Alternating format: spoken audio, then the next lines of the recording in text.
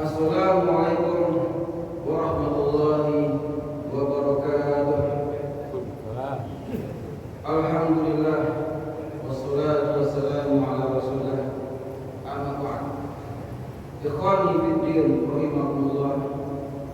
Insyaallah pada sore ini kita akan menyampaikan fatwa Tarjih Muhammadiyah yang berkaitan dengan hutang orang yang meninggal dunia. Ada pertanyaan di masyarakat, setiap ada orang yang meninggal dunia, sebelum mayat dimandikan, keluarganya mengatakan, saya mau hutang semayit, kami ambil alih. Maksudnya agar orang yang meninggal itu bebas dari hutang. Apakah boleh demikian? Baik, kita bahas.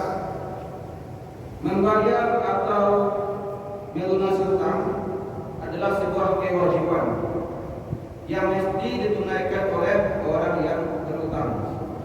Bahkan Islam mengajarkan bagi orang yang sudah mampu untuk membayar hutang agar segera mungkin untuk melunasi kewajibannya itu. Menunda-nunda untuk melunasi hutang bagi orang yang sudah mampu untuk melunasinya merupakan bentuk kezaliman. Dalam sebuah hadis diterangkan, an Hammad bin Munabbih annahu sami'a Abu Hurairah radhiyallahu anhu yaqul, dari Hammad bin Munabbih bahwasanya dia mendengar Abu Hurairah radhiyallahu anhu mengatakan, qala Rasulullah sallallahu alaihi wasallam, maddul ghani zulmun. Bahwasanya Rasulullah bersabda, menunda-nunda untuk membayar hutang termasuk tindak kezaliman atau kejahatan. Rawahul Bukhari. Jika orang yang berhutang sampai meninggal dunia dan hutangnya belum dilunasi dan dia meninggalkan warisan, maka untuk membayar hutangnya diambil dari warisan tersebut sebelum hartanya dibagi-bagikan. Allah Subhanahu wa taala menjelaskan dalam surah An-Nisa ayat 11, min ba'di wasiyatin yusi biha aw dain. Yang artinya pembagian warisan itu dilaksanakan setelah wasiat dan setelah hutangnya dibayarkan.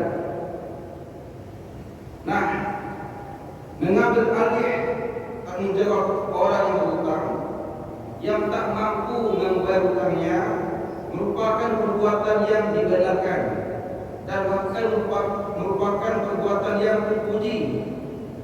Dan termasuk hal ini adalah membayar hutang orang yang tak mampu lagi untuk melunasi hutangnya ketika ia meninggal dunia.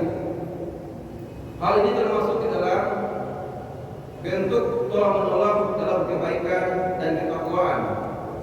Allah Subhanahu wa taala menjelaskan, wa ta'awanu 'alal birri wat taqwa wa ta'awanu 'alal ismi wal 'udwan.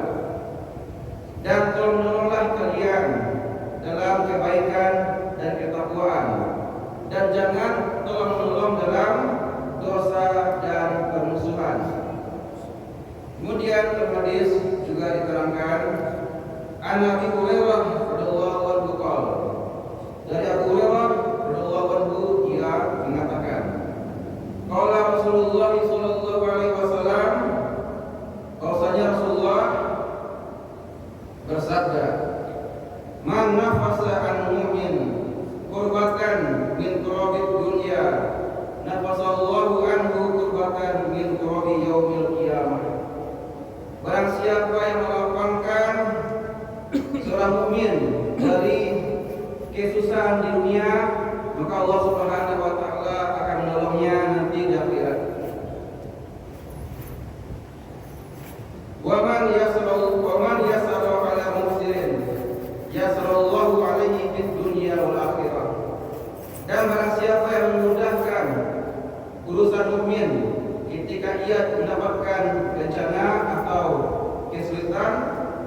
Allah juga akan menolongnya dan memudahkan urusannya dunia dan akhirat.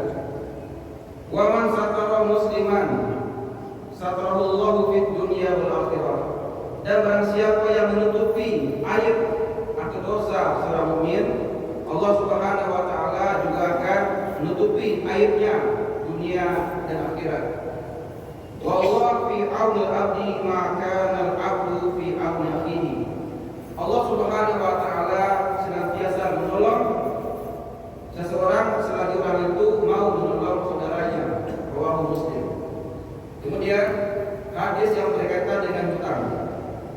An Salamah bin Aqwa radhiyallahu anhu, dari Salamah bin Aqwa radhiyallahu anhu, anna Nabiyya sallallahu alaihi wasallam utiya bi janazah yusolliya 'alaiha.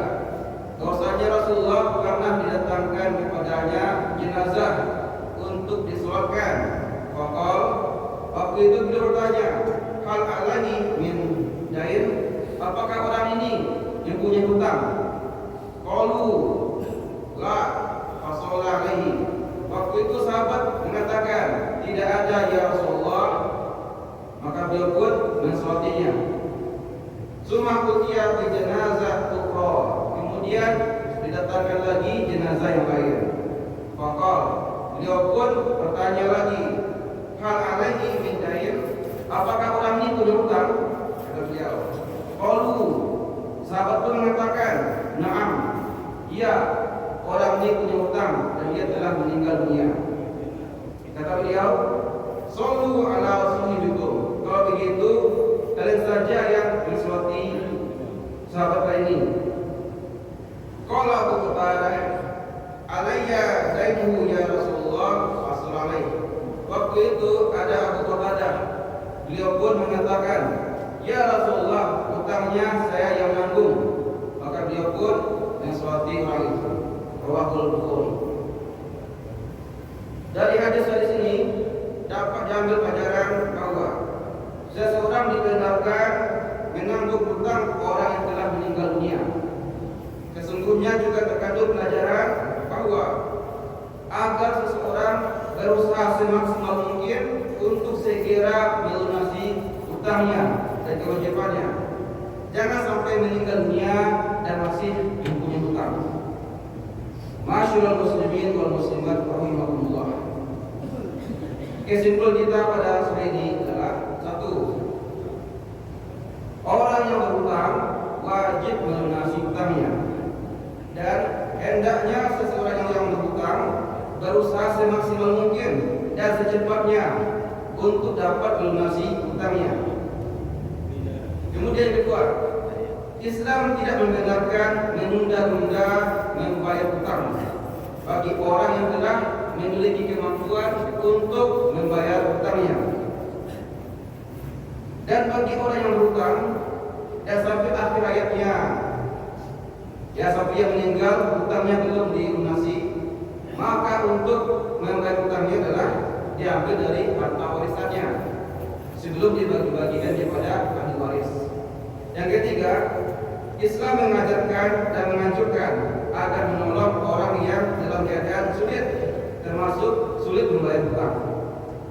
Dan Islam membenarkan dan menganjurkan seseorang menanggung hutang orang lain yang tak mampu menanggung membayar hutangnya.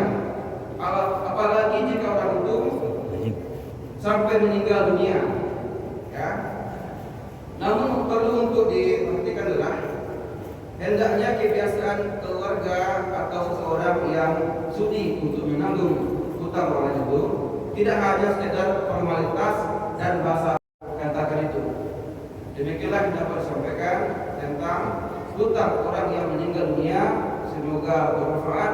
Assalamualaikum warahmatullahi wabarakatuh. Waalaikumsalam. Lomba